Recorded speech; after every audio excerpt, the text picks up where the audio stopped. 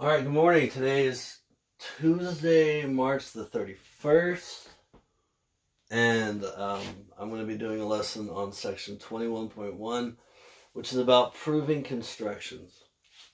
I'm going to be proving the construction about I can't talk very well. I'm going to be proving the angle bisector construction. I'm going to be using this concept of corresponding parts of congruent triangles are congruent. So I'm going to be doing a two-column proof, just so you can see some of the structure of a two-column proof. Before I get started, I hope everyone is doing all right out there.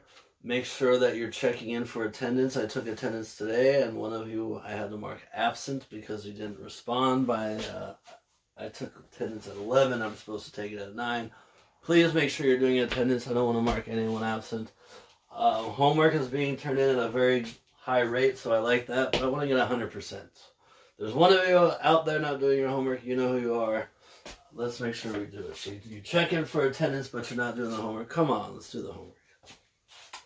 Alrighty, so let's talk about this proof.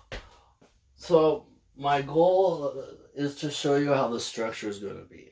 Alright? And I'm basically going to be making two identical triangles. Once I make the identical triangles, I'm going to then state that their parts in the same position must be identical. And by doing that, I've proven that this construction that I taught you guys how to do actually does bisect angles.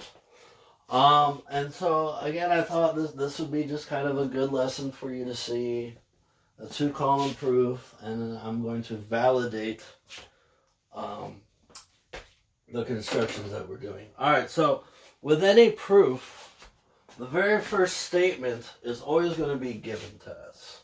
Okay?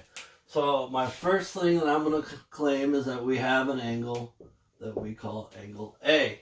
And the reason why I can make that claim is because that's what we're starting with. So that's going to be our given. Alright, now I need to clarify a couple things. And I haven't really talked about it before, but I think that if I just explain what circles do, it'll allow me to make this argument. Circles are a set of points that are the same distance from a center point. Okay, and that's what compasses were doing when you were making the circles. The needle was locked in and the pencil was at a fixed distance, and that's why you're able to make these circles with your compass. So whenever I make a circle, I'm showing you equal distance. So I'm going to condense the proof a little bit, and just because I'm limited for room, I don't have a very big whiteboard, so I'm going to kind of combine some steps.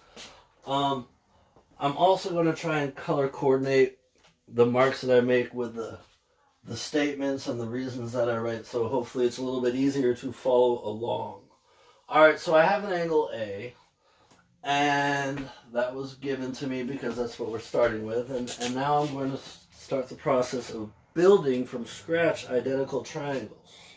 And so I'm just going to go ahead and do the steps of the proof. Alright, so the very first thing I'm going to do is I'm going to make an arc that we've seen before. And again, I'm going to use the fact that I'm dealing with a circle.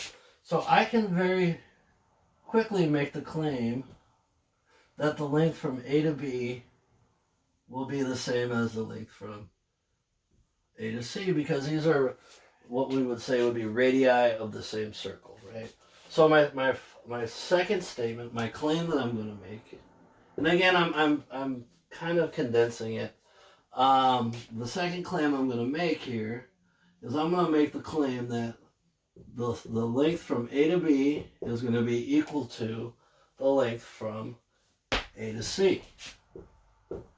And the reason why I can make that claim is because these are going to be radii.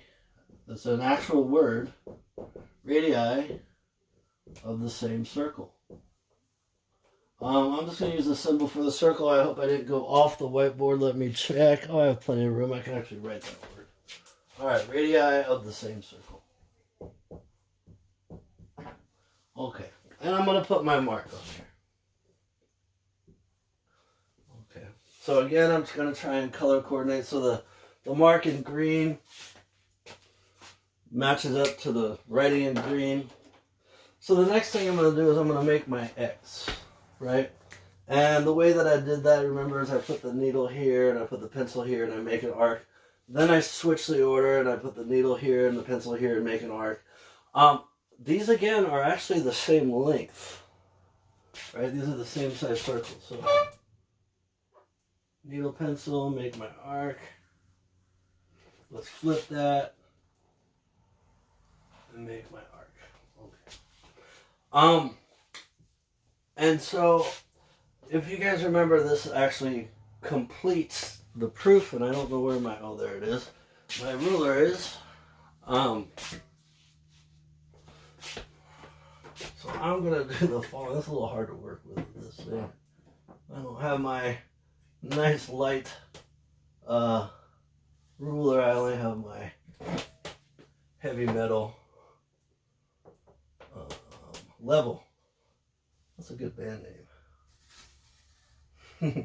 Alright, so I'm going to label this new point that I've made.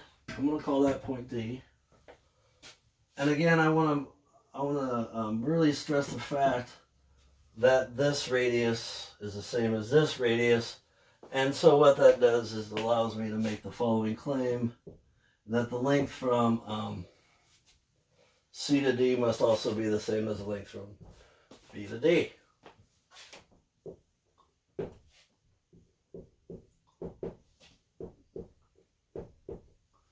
And I should have wrote that a little bit lower, but that's okay. So I want to, I'm going to say this a little bit different. How would I say this properly? Because they're not the same circle. Well, they're the same radii. They're same radii, equal radii.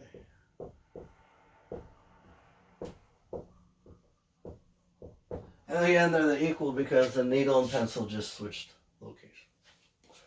Alright, so remember, I'm making an argument about corresponding parts of congruent triangles, but we don't have a triangle, so there's no triangles yet. So I'm going to actually finish the construction here, and by doing so, I've actually made my two triangles. Alright, so this big heavy metal. Alright, here we go. Normally we extend the bisector longer, but in this instance, again, it's a triangle argument, and so we'll just leave it with the triangles. All right. So this, and I thought that this would be a good proof to do because you would actually see the use of what we call the reflexive property. All right, so let's just quickly see here that the side AD, actually I should say the side DA because I'm kind of working in that direction and I want to make sure everything is being consistent. So again, I have this triangle and I've actually built them in such a way, and I'll clarify here in a second what I've done. So the fourth thing I'm going to say is I'm going to say that this length from D to A is the length from D to A. And the reason why I can make that claim is I can say that because this is what we call the reflexive property. And all I'm really saying is that something is the same as itself.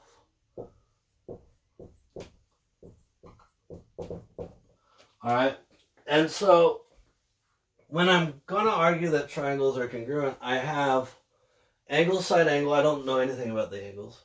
I know angle, angle, side. I don't know anything about the, side, the angles. Side, angle, side. I know nothing about an angle, so I can't use side, angle, side. But the only way that I can make this argument is I have to say that my two triangles are going to be congruent because of side, side, side. So again, I was building an argument, or I was building identical triangles here. So now I've got my side, side, side congruence criteria. I can now make the claim, hey, I have identical triangles. So I can now say the triangle ACD is going to be the same as or congruent to triangle ABD.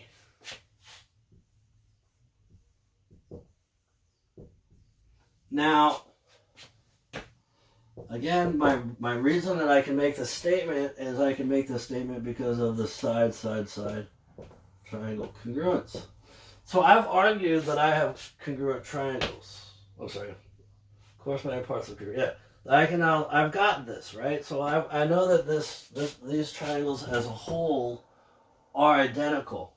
And since they're identical as the entire objects themselves, that means that the individual parts that are in the same position of these identical triangles must themselves be identical. And so normally you would say, like, you know, this angle is the same as that, this angle is the same as that, and this angle is the same as that, this side's the same. You don't need to list all of the corresponding congruent parts. We're really only interested in showing that this little angle right here is the same as this little angle right here. And again, notice that in this triangle, this angle is made up of the side with the 1 mark and the 3 mark, as well as in this triangle, this angle is made up by the side with the 1 mark and the 3 mark. So these angles are in the same position, and since they're in the same position of identical triangles, that must mean that they are in, or that they themselves must be identical. So the final step in my argument is I'm going to say that angle CAD,